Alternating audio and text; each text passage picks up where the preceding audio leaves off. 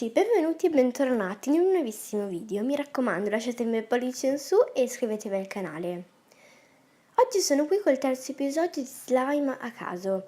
Per chi non sapesse cos'è Slime a caso, può andare a vedere lo scorso episodio nelle playlist del mio canale. Per prima cosa metto un po' di colla trasparente in PVA e un po' di colla vinilica e poi metto un cucchiaino di sapone per piatti e vado a mescolare.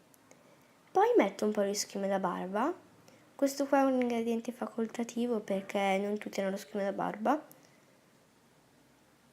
però immagino tutti i papà usano lo schiuma da barba, e poi appunto vado a mescolare.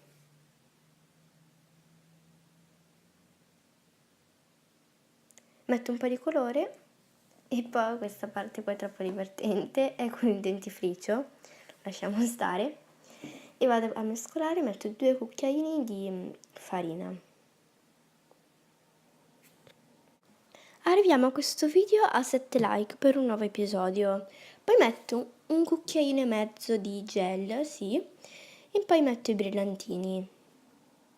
Ovviamente il colore brillantini potete scegliere qualsiasi colore volete voi. Metto un po' di acido borico e vado a mescolare. All'inizio non si addensava, quindi poi più avanti ho deciso di mettere appunto il Dixan. Infatti la consistenza, se vedete alla fine del video, è molto strana, però appunto è slime a caso, quindi